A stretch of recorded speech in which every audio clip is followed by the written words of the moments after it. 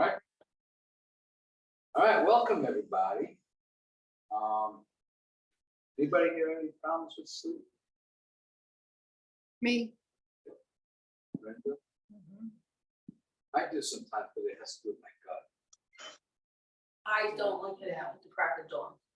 Other than having to wake up early. All right, so anyway, if anybody, there are people probably be watching this record. And sleep is good sleep, is such a important part. Book about what happens when you don't get enough sleep. And also giving you some help with different habits that will help you sleep better. It's really important. It's so freaking important. And you know how you feel when you don't have a good night's sleep. Just the quality of your life just is much less, period. Right? When you're not rested, you just feel better. And your relationships could suffer, your work can suffer. The whole quality of your life goes down. So here, it's a huge thing. 40% of Americans don't get enough sleep. Sleep deprived. 40%. Some of them get less than 5 hours of sleep per night. All right. But what's important is that realizing how that this could affect your health. This can link to obesity, diabetes, heart disease, Alzheimer's, cancer, and many other health problems and psychiatric disorders. Makes sense. So melatonin is a hormone, right? And an antioxidant. And when you're not sleeping correctly, okay, you don't produce melatonin. Now, because it's an antioxidant, right? It suppresses free radicals that can lead to cancer. That's not good.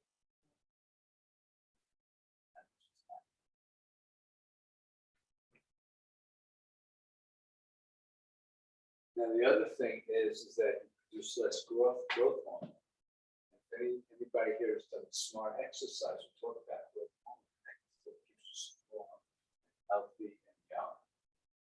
Right? You don't have an age. So again, as we talk about, there are certain types of exercise, such as peak fitness technique, which is the high intensity work ethic we teach us on exercise, it creates more growth. That's really important. So please do that workshop too, right? Because it's really important for your health. Again, when you're not sleeping, you're not sleeping. Now it's interesting, we're talking about the pituitary gland. That's actually every time I adjust that everybody here, we do an adjustment that stimulates the pituitary.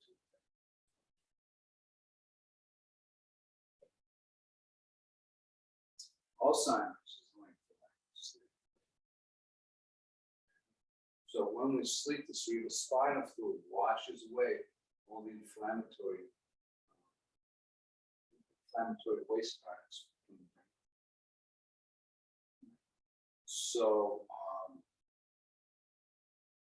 you don't want that, and that's linked to Alzheimer's. And when you're getting adjusted here, we're also activating the cerebrospinal fluid. So you can see how the adjustments really kind of help in a lot of different ways. Right? But it's really, the sleep is so important. Because that happens at night, it cleans it out. Right? So now we're going to talk about how you get better sleep. So here, really what happens when there's light in the room, you end up with less melatonin. Melatonin is activated by darkness. That's why when the light comes up, it wakes you up. Right? 24/7 since Friday, and I managed to speak to them a little earlier as well, and they told me that they have no information from the government either. So it is a situation. I think Alden might have joined from work. What's that? I think Alden might have joined from work. Who? Alden. Oh, Hi, Alden. I just muted you. If you want to say something, just chat to us and I'll unmute you. all right. So, so it's really important that darkness keeps the melatonin flowing, and it keeps your brain in that sleep cycle.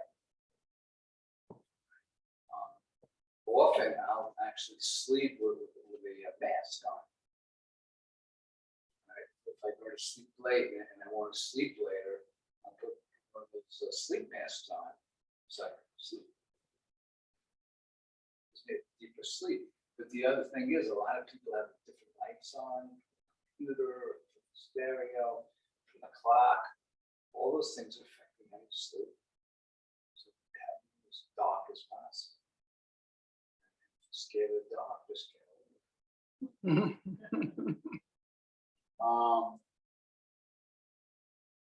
this is keep the temperature of your bedroom no higher than 70 degrees, which is off. We want to keep it on the cool side. So if it's too warm, then it'll affect your sleep. And not only the alarm clocks and electric devices cause light pollution in your room, but the energy from these devices also affect your sleep. People sleep with computers, wake up in bed with the cell phone. When you do your cell phone, make sure, and this is very, very important, let's put the cell phone on airplane mode. Because the EMFs emitted from the cell phone, received it, been linked up to definite problems with health. So there are studies in Europe that link it to brain cancer.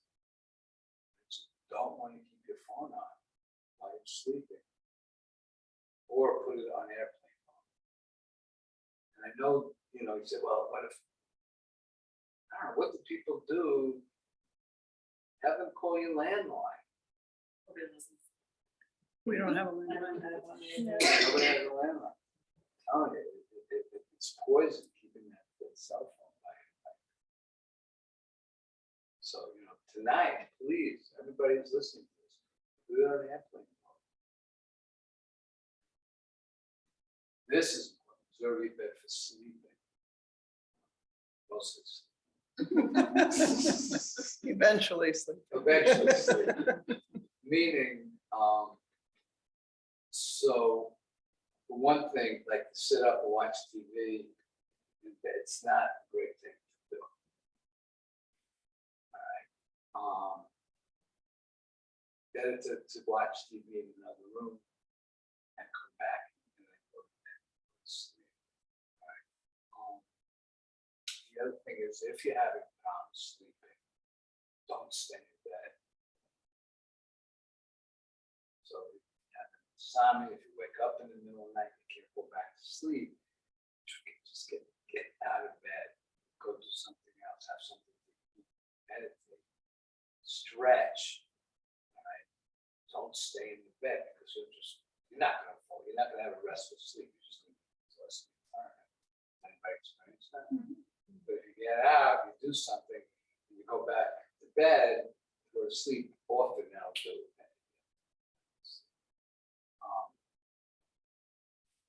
Consider separate bedrooms. Sleeping if your significant other is a big snorer. It's keeping you up. You don't get earplugs, or if the hours are different, they get up at 4 in the morning and get up at 6 and they wake you up at the time of bed. It's not worth it. You need to sleep. You just need at other times, not to sleep. So what I want to talk about actually too, all right, is we always talk about the sympathetic and parasympathetic nervous system, all right, for all of that. So the parasympathetic nervous system, the autonomic nervous system is part of the nervous system that happens automatically. Right? That's all the way the organs work, the glands work. You don't know what's happening.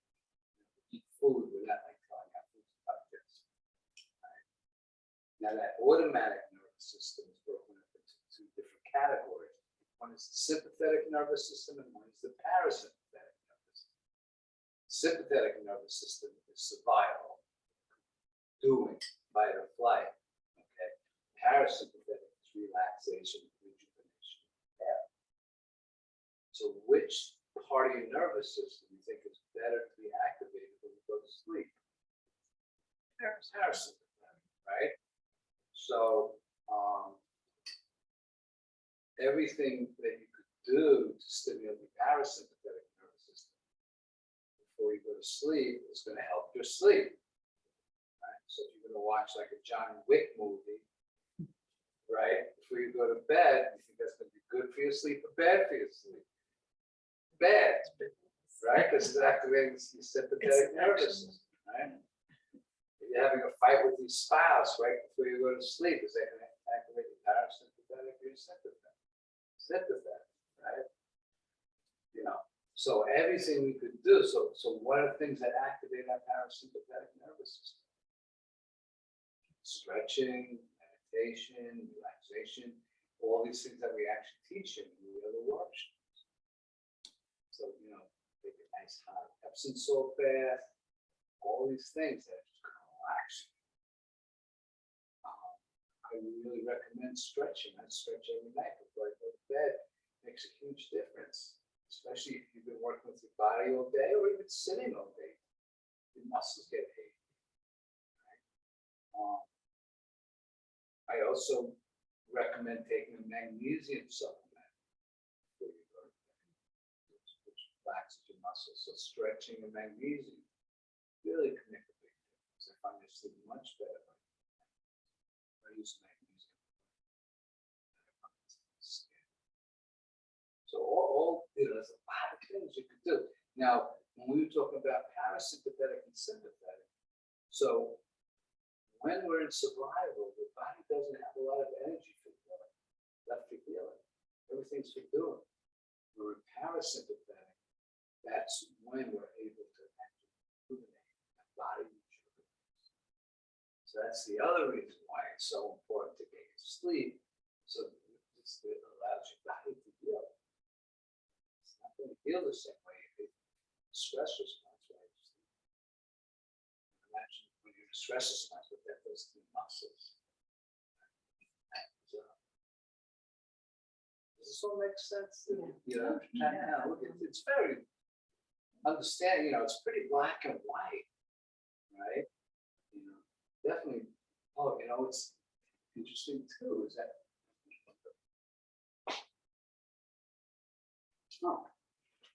so here we go, preparing for sleep. All right, so getting to bed early and keeping our bedtime constant. All right, so you know, we want to be in rhythm with how the earth works. You know, I mean, some of us, I know Alden over there, he was working night shifts, it was killing him, right? It's just not healthy. I mean, we're meant to be up during the day. All right, keeping a regular bedtime really helps in establishing that bedtime routine. Don't drink fluids 2 hours before bedtime because you're going to go to the bathroom. All right. Protein 2 hours before bedtime will help different hormones that allow you to sleep. All right. Sugars or grains, again, sugars excite the nervous system. Hot bath, eye mask, reading something spiritual, uplifting, again, activating the parasympathetic nervous system. Read something that puts you in that spot, that place. Television, again, right before you go to bed, not just the EMF, but that stimulation. Journaling is another way, just to kind of put the day aside. Sit down and write down how you're feeling, what happened, what's going on. Kind of allows you to say, okay, kind of puts a lid on things. Does that make sense? So your brain's not racing. So that's the other thing too, if you learn how to meditate, meditation is teaching you how to start working with the mind, so it's not racing all the time. Or let me say this, it's not that it keeps your mind from racing, but allows you not to get pulled into those thoughts as much, so you go into that stress response. Does that make sense? All right, you know, because the mind's always going to go, but you could meditate, kind of learn how to go. Oh, I don't have to listen to that. I don't need to get stressed out about that. So that's what happens. I mean, I don't know if you're like me, but a lot of times if I wake up to go to the bathroom, somehow my mind starts looking for things. It's like the weirdest thing. Like, okay, what am I going to think about that really upsets me? So I can't fall back to sleep. Does that ever happen to you? Anybody here? Yeah, like you always go, oh man, what's such and such? Like, you know, why did I stop thinking about that? It's like, why do I think of the one thing that's really gonna bother me, get me upset, put my body into sympathetic stress? Right? It's almost like our mind is like sabotaging. Right? While I have you. What's that? Your mind says, while I have you, while you're. Well, I have you. away." I'm really gonna try to get you upset, you know? You can go, you know what, I'm not gonna listen to you. I'm not gonna go there. So again, alcohol, that's another thing. You know, there used to be people used to talk about nightcaps, that you can't drink through those sleep relaxers, you actually have naps. And alcohol actually affects how well sleep. Caffeine makes sense. Exercise changes the whole hormonal structure. Right? You know, a lot of what you know, menopause can be done for people too. But again, it's kind of practice, acupuncture, balance the whole thing.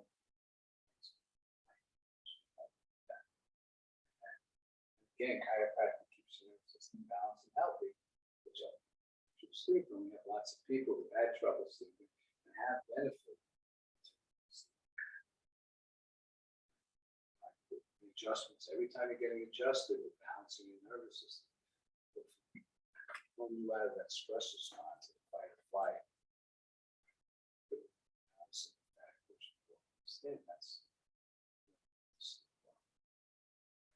So, anybody who's watching this on YouTube or anybody who's watching right now on Zoom, I really hope that there might be something, one little thing that might be an aha. And you know, there's probably nothing I actually said to that we probably didn't know already. Sometimes we just need a little more. Oh yeah, that's right.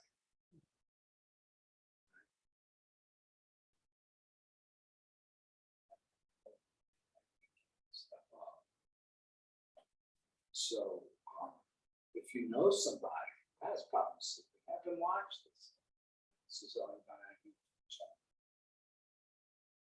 And actually, if you have somebody who has trouble sleeping, tell them about chiropractic.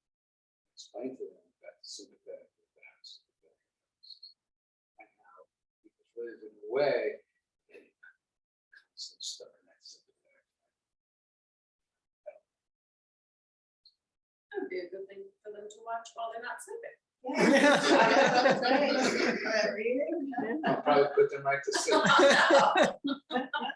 Love everybody. Thank you. Thank you. And sweet dreams tonight.